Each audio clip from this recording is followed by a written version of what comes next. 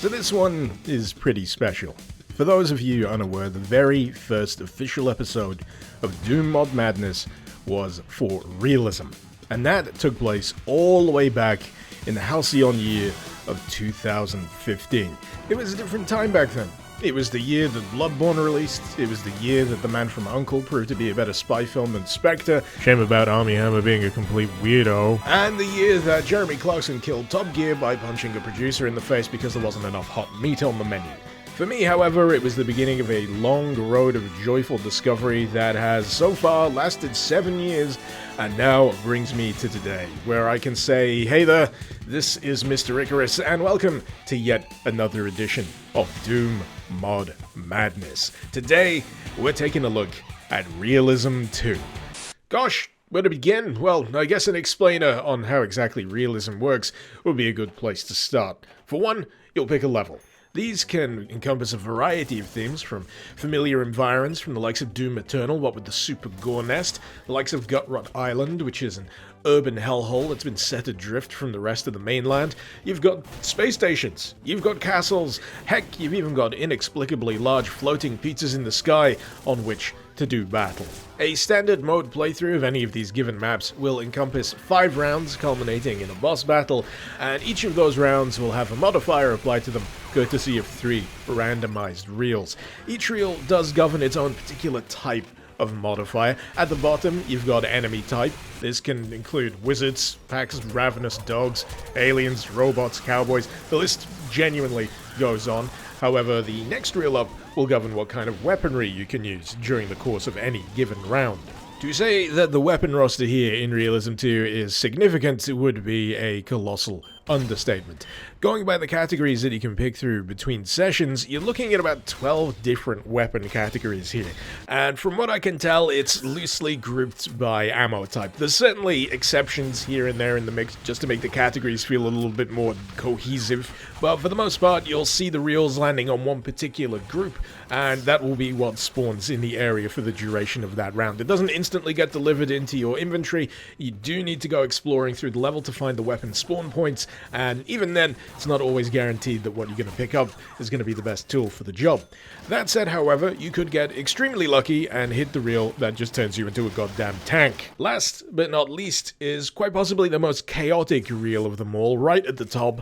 This one governs what I describe as mutators, and if you're not sure what that means, it's typically stuff that will affect your environments, your enemies, or yourself. So, to throw out a few examples of what to expect here, one could cause enemies to explode on death or gain wings and suddenly float around the arena. Another can cause you to become suddenly extremely speedy, shrink you to the size of roughly Joe Pesci, or, conversely, cover you entirely in bees. It can also govern visual changes during the course of a round, making everything pixelated, for example, or, if you're particularly unlucky, having the entire area drenched in Superman 64 levels of fog. Now, provided you survive all of these stipulations and effects foisted on you during the course of a standard playthrough, you will also have to contend with an end-of-level boss. This is an interesting roster of misfits. For sake of example, one would be Abraham Lincoln, a gorilla in the form of a former president that also has a penchant for throwing police cars in your general direction. There's also a few callbacks. There's Dogpoke II, still spitting bees in my general direction, always good to know. And, of course, there's the motherfucking wizard, who is no longer in a motherfucking monster truck. He is now actually in a motherfucking ice cream truck.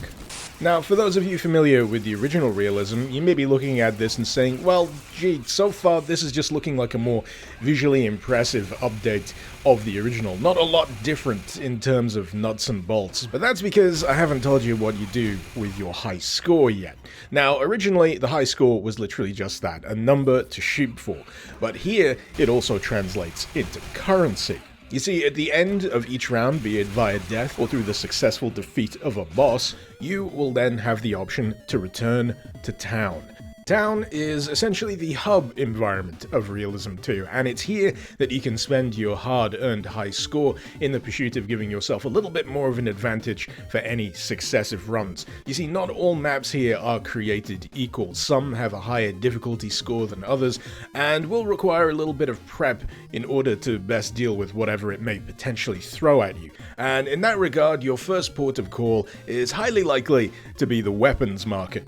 This is where I got that 12 or so categories of weapons from. It's the number of stalls that you can visit here. And the range is quite interesting and entertainingly titled at that. You've got Hard Dagger for all your bullet spewing needs, Zapple for things that are a little bit more plasma based, and quite possibly one of my favorites, Big Bill Hell and Sons. Not just for the reference.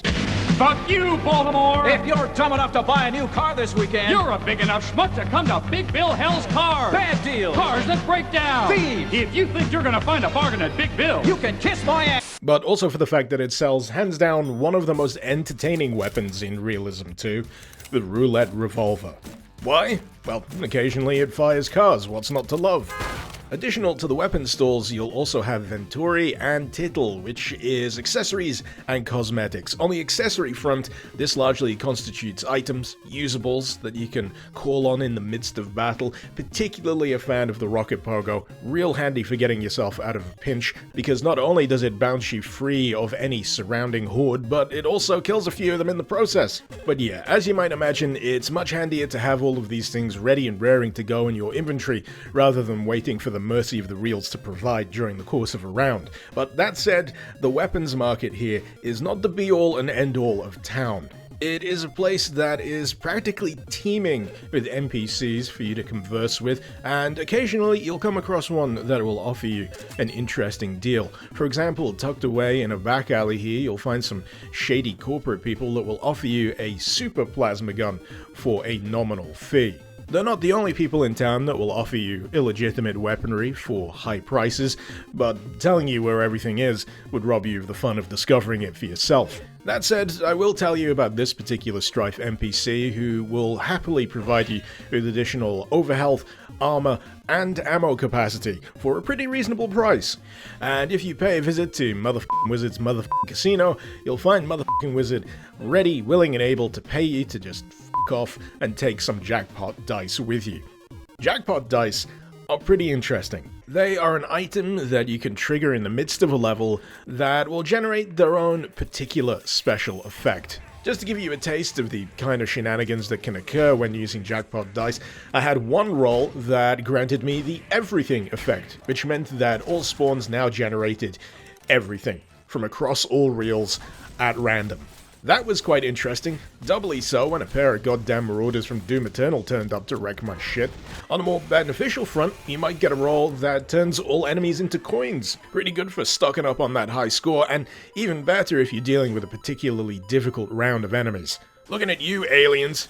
God, that reel is a pain in the ass. Heck, you might even be granted a fancy bullhorn-styled car to drive into your enemies. Apparently, Jackpot Dice also have the potential to trigger unique level-specific effects, but as you might imagine, getting that to actually happen is a little bit of, well, a roll of the dice. That said, independent of the dice, there are still things you can tinker around with in the occasional level. Dubious or otherwise. For example, throwing an explosive down this vent is probably not the best idea. Chances are you will regret it, and the mod will mock you relentlessly for having done it. Oh, and as for just one more Jackpot Dice effect, ever wanted to try and play around with everything flipped upside down? Yeah, that one was a doozy. But anyway, back to town, because we are not yet finished with its intricacies. For example, whatever you do not get into a conversation with the pretty chill imp.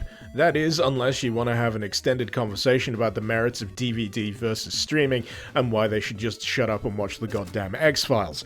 But I digress. There's also the Temple of Dog. This, in particular, gives Realism 2 a little bit more of direction, something to shoot for. In fact, it's essential for, quote-unquote, completing Realism 2.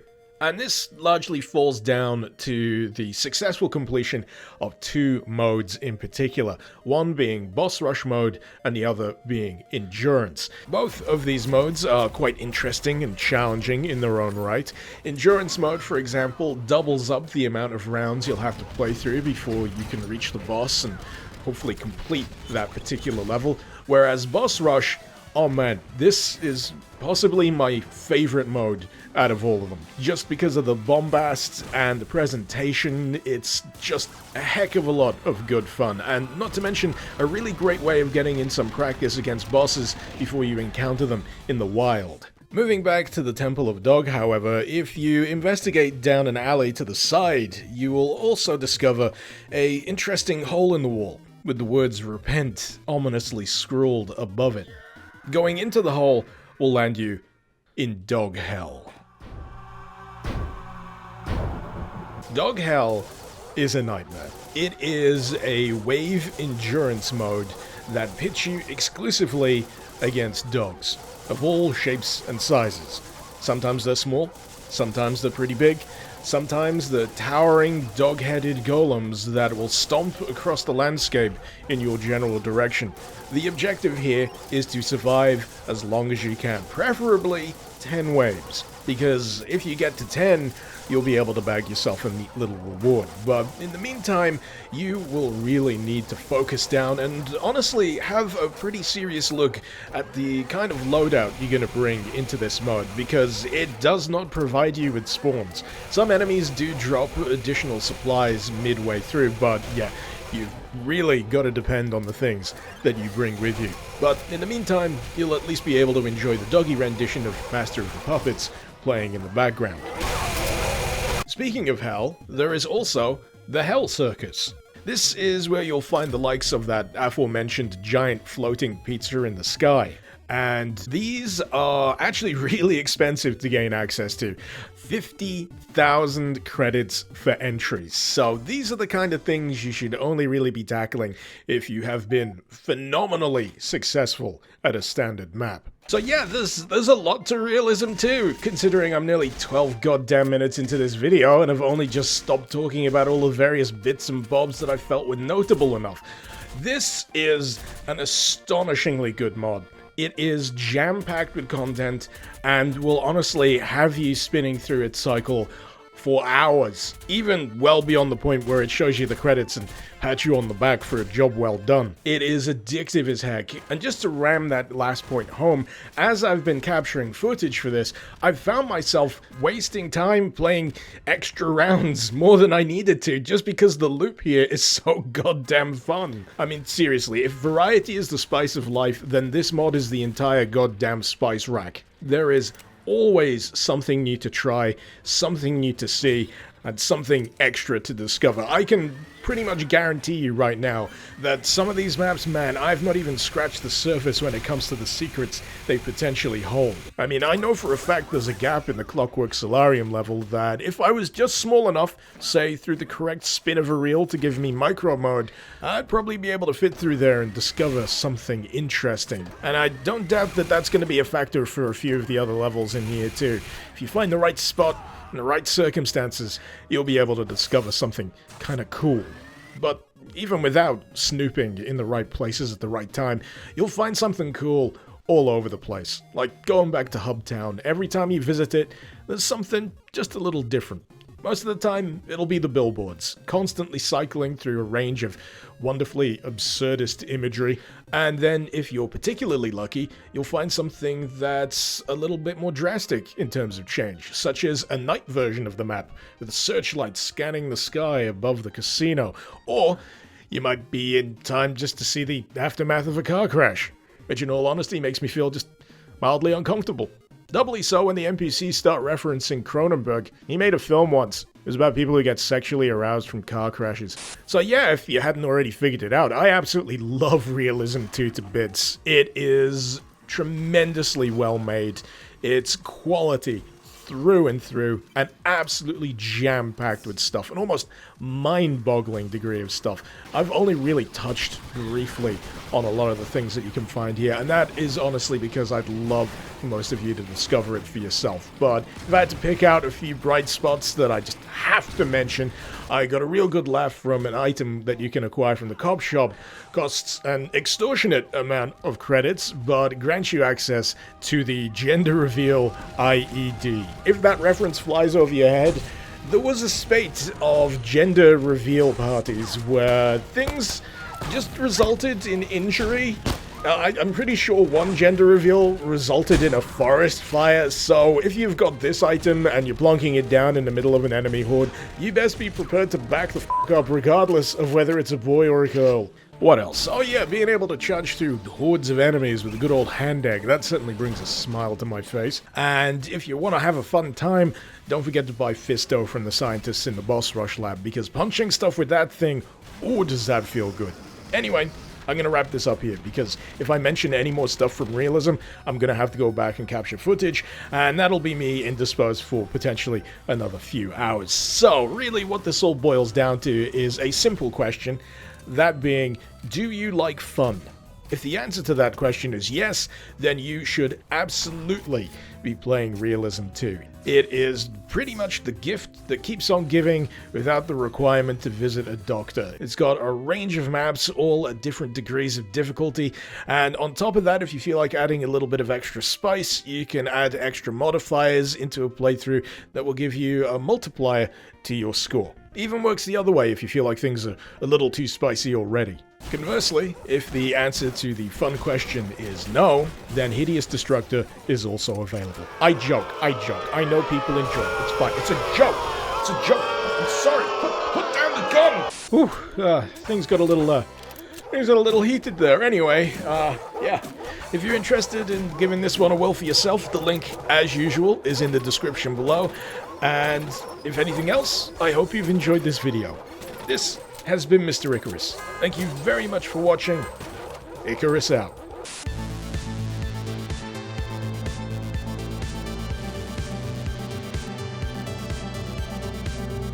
Bring your title. Bring your wife. We'll fuck her. That's right, we'll fuck your wife. Because at Big Bill Hell, You're fucked 6 ways from Sunday. take a hike to Big Bill Hell. home of challenge pissing. That's right. Challenge pissing. How does it work? If you can piss 6 feet in the air straight up and not get wet, You get no down payment. don't wait. Don't delay. Don't fuck with us or we'll rip your nuts off. Only at Big Bill Hell. The only dealer that tells you to fuck off. Hurry up, asshole. This event ends the minute after you write us a check. And it better not bounce or you're a dead motherfucker. Go to hell. Big Bill Hell's cars. Baltimore's filthiest. And exclusive home of the meanest sons of bitches in the state of Maryland. Guaranteed.